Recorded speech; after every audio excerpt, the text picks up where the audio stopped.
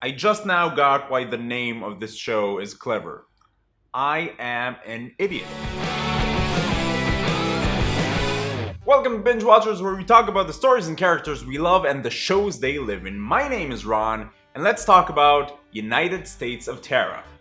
Clever. So I noticed that most of the shows that I reviewed up until now were shows that had a strong aspect of violence. Lots of fighting and action. So I wanted to spend some time talking about a show that's a bit different. United States of Tara is a show by Diablo Cody that tells the story of Tara Gregson and her life with dissociative identity disorder, or DID. Saying that the show is about Tara is not really accurate because it's about the Gregsons and how they separately and as a family deal with Tara's condition while also having lives of their own. The first obvious thing to talk about before we can just talk about the show as a show is the representation of DID in United States of Tara. Psychology Today defines DID as a condition wherein a person's identity is fragmented into two or more distinct personalities, and also mentions that the sufferers of this rare condition are usually victims of severe abuse. Since I don't have any personal experience with DID and can't make the judgment myself, I was interested to read about other people's responses to the show, and specifically people that did have experience with DID or had to deal with this condition in one way or another. How did they react to this show? How did they take in this show? As you would expect, responses are on both sides of the spectrum. One Netflix review reads, "My mother had DID. I love this show because although they had to take some liberties to tell a story, it really hit home.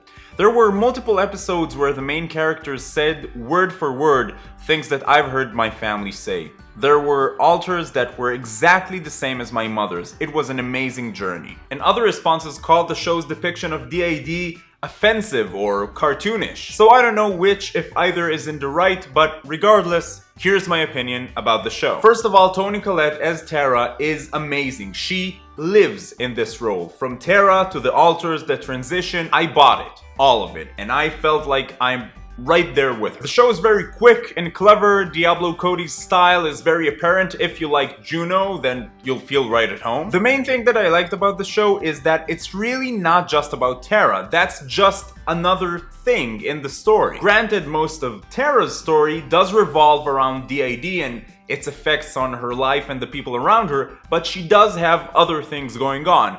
Every character in this show has their own story. The two kids, for instance, have genuinely interesting stories and issues and problems, and the way that Tara's condition affects those stories just gives it another layer. Just the dynamics between all the supporting characters in this show could probably be enough for a pretty good TV show on their own without the whole DID stuff. United States of Tara has earned itself with that weird subgenre of dramedy as a dramatic comedy or a comedic drama or whatever, but at its core, United States of Tara is a drama about a family who's going through a pretty difficult time. The show, of course, is not without its flaws. I did feel that sometimes the stories of the supporting characters, like Tara's husband or kids or sister, got almost too interesting for the show, and then the show had to do something to remind us that the show is mainly about Tara and her condition, so they would do something that feels out of place and uncharacteristic to just drive the focus back to Tara, which, funny enough, is something that Tara's sister accuses her of doing, sort of. John Corbett does a great job as Max Gregson, but the show sometimes makes too much of a martyr out of him. We get it, he's having a hard time. Let's move on to the next thing. The writing usually strikes a good balance between funny and sad and deep and all the feels, but sometimes there would be scenes that are just drowning in clever quips and one-liners and hey, yeah, we're serious, but we're also funny, yeah. When you just kind of want the real thing. The way they chose to portray DID, I'm guessing that they did have to take some creative liberties with it. It tends to be over the top, but Toni Collette is just so good, and John Corbett as her husband is also great that personally I just didn't mind. The show ran for only 3 seasons before it got cancelled. The finale of season 3 wasn't meant to be the series finale,